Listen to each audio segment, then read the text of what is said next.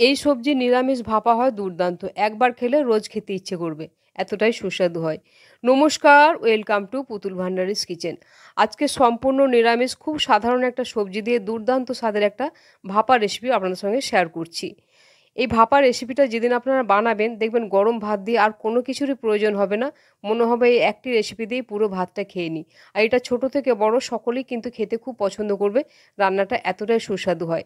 আর আমি এই ভাপা রান্নাটা প্রায়ই করে থাকি। খেতে অসম্ভব টেস্টি হয়।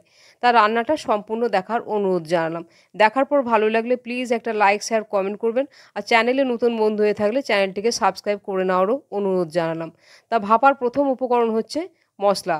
মশলাটা আমি প্রথমে তৈরি করে নেব। তার জন্য চা চামচে হাফ চামচ দিয়ে দিলাম হলুদ সর্ষে। আর ওই চা চামচের হাফ চামচের থেকে একটু বেশি পরিমাণে দিয়েছি কালো সর্ষে। আমি আমার সবজির পরিমাণ বুঝে মশলাগুলো নিয়েছি। আপনারা আপনাদের পরিমাণ বুঝে মশলাগুলো নেবেন। চা চামচের 1 চামচ ভর্তি করে দিয়ে দিলাম পোস্ত। পোস্তর পরিমাণটা একটু বেশি দিতে হবে এই ভাপাটাতে। তাহলে খেতে বেশি সুস্বাদু হবে। টেবিল চামচে 1 চামচ দিয়ে দিচ্ছি ভাজা চীনাবাদাম। চীনাবাদামটাকে শুকনো কড়াইয়ে নেড়ে একটু খোসাগুলো ছাড়িয়ে নিয়েছি। শুকনো অবস্থায় এগুলোকে খুব মিহি করে একবার গুঁড়ো করে নিয়েছি। এখন এই গুঁড়ো মশলাটার মধ্যে কিছু মশলা মিশিয়ে দেবো। দিয়ে দিচ্ছি পরিমাণ মতো হলুদ। আর এখানে আমি দিয়ে দেবো টেবিল চামচে 1 চামচ পরিমাণে টক দই। যদি হাতের কাছে টক দই থাকে তাহলে অবশ্যই দেবেন, না হলে এটা বাদ দিয়ে দেবেন। ঝালের জন্য আমি দুটো কাঁচা পাকা লঙ্কা দিচ্ছি। ঝালটা আপনারা আপনাদের পছন্দ মতো কম বেশি করে নেবেন। আর টেবিল চামচে 1 চামচ পরিমাণে সরষের তেল দিয়ে দিচ্ছি। আর ওই বাটিতে মেপে খুব সামান্য পরিমাণে একটু জল দিচ্ছি। খুব বেশি জল এই মশলাটাতে দেওয়া যাবে না। আর এই মশলাটাকে খুব ভালো করে পেস্ট করতে হবে। একেবারে যেন ক্রিমের মতো একটা টেক্সচার হয় ওরকমভাবে এটাকে পেস্ট করে নিতে হবে। সুন্দর করে মশলাটাকে পেস্ট করে নিয়েছি একেবারে ক্রিমের মতো করে। এরকম পেস্ট করলে এই গ্রেভিটা খুবই ভালো লাগবে।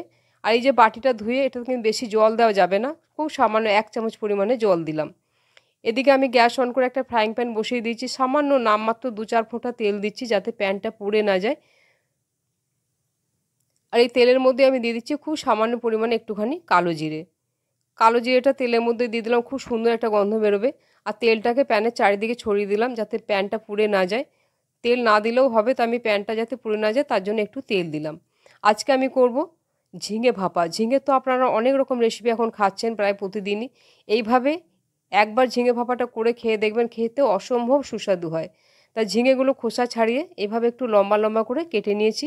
আর ঝিঙেগুলো কাটার আগে খুব পরিষ্কার করে ধুয়ে নিয়েছি। কাটার পর ধুলে ঝিঙের মধ্যে প্রচুর জল হয়ে যাবে। তাই ঝিঙেটা কাটার আগে পরিষ্কার করে ধুয়ে নিতে হবে। এখন ওইদিকে যে আমি প্যানটার মধ্যে তেলটা বসিয়েছিলাম, এই তেলের মধ্যে এখন সামান্য তেল দিয়েছি। এর মধ্যে এখন কেটে রাখা ঝিঙেটা দিয়ে দিচ্ছি। গ্যাসের আঁচটা এখন আমি পুরোপুরি বাড়িয়ে দেব। ঝিঙেটা অ্যাকচুয়ালি আমি ভেজে নেব না, ঝিঙের জলটাকে টেনে শুকিয়ে নিতে হবে একটু। কারণ এই ভাপাটাতে যদি আমি ডাইরেক্ট ঝিঙেটা দিয়ে দিই তাহলে ভাপাটা পুরো জল জল হয়ে যাবে। সেটা কিন্তু খেতে একেবারেই ভালো লাগবে না। সাধারণত আমরা ভাপা যখন করি খুব একটা সবজি ভাজি না, কিছু কিছু সবজি আছে একটু ভেজে নিয়ে ভাপা করলে খেতে ভালো হয়। তেমনই এই সবজিটা একটু জলটা শুকিয়ে নিতে হবে। আমি নুন দিইনি, তাও অনেকখানি দেখুন জল বেরিয়ে গেছে। একেবারে আঁচ বাড়িয়ে দিয়ে জলটাকে নাড়াচাড়া করে শুকিয়ে নিতে হবে। ঝিঙেটাকে ভেজে নেওয়ার প্রয়োজন নেই, শুধু যাতে জলটা একটু শুকিয়ে যায় সেটাই দেখতে হবে। এখন জলটা বেশ শুকিয়ে গেছে, একেবারে জলটা আর নেই। এখন এটাকে নামিয়ে আমি একটা বাটির মধ্যে তুলে নেব। এদিকে মশলাটাও আমার রেডি করা আছে। এখন যে ঝিঙেটা আমি একটুখানি জলটা নেড়ে নিয়েছি ভালো করে, সেই নেড়ে নেওয়া ঝিঙেটা এই মশলার মধ্যে দিয়ে দিলাম। এখানে আমি দিয়ে দিচ্ছি পরিমাণ বুঝে নুন দিচ্ছি। ঝিঙে আরেকটু কমে যাবে রান্না করার পরে। আর এখানে দিয়ে দিচ্ছি চা চামচে হাফ চামচ চিনি। এখন এই মিশ্রণটাকে খুব ভালো করে এটাকে মিশিয়ে নিতে হবে। এমনভাবে একটু সময় নিয়ে এটাকে মেশাতে হবে যেন মনে হবে এটা এখনই খাওয়া হবে। এরকমভাবে এটাকে মিশিয়ে নিতে হবে। যত ভালো করে এটা মেশানো হবে তত কিন্তু ভাপা রেসিপিটা খেতে খুব ভালো লাগবে। খুব ভালোভাবে এটা মিশিয়ে নিয়েছি। যে টিফিন বাটিতে আমি বসাবো সেই টিফিন বাটির মধ্যে এই মিশ্রণটা দিয়ে দিচ্ছি। খুব সাধারণ রান্না, কিন্তু এই ঝিঙে ভাপাটা খেতে একেবারে দুর্দান্ত লাগে। আর এই যে বাটির গায়ে যে মশলাটা লেগে আছে এটা কোনোভাবে আর জল দিয়ে ধোয়া যাবে না। এরকম বাটিটা মুছে এই মশলাটা আমি টিফিন বাটির মধ্যে দিয়ে দিয়েছি। এখন একটা চামচ নিয়ে মিশ্রণটাকে খুব ভালো করে চারদিকে সুন্দর করে এটাকে আমি সেট করে দিলাম। আমার চ্যানেলে বিভিন্ন ধরনের ভাপা রেসিপি দেওয়া আছে, আপনারা চাইলে সেই রেসিপিগুলো একবার দেখতে পারেন। এখন ওপর থেকে আমি 4টে কাঁচা পাকা লঙ্কা দিয়ে দিচ্ছি। লঙ্কাগুলো আমি চিড়ে দিইনি, তাহলে খুব ঝাল হয়ে যাবে। আপনারা চাইলে চিড়েও দিতে পারেন। আর লঙ্কাটা আপনারা আপনাদের পছন্দ মতো কম বেশি করে নেবেন।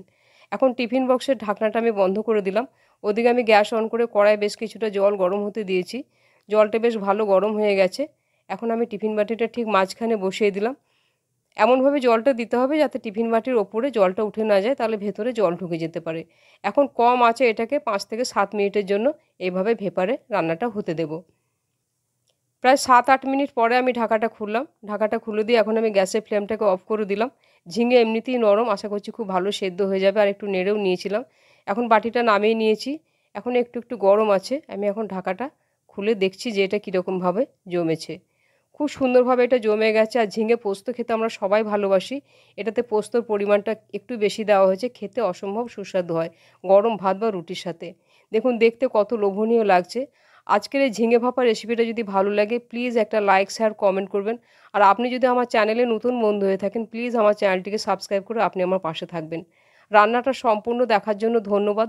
তাহলে আবার অন্য কোনো দিন দেখা হবে অন্য কোনো রেসিপিতে। সবাই ভালো থাকবেন। নমস্কার।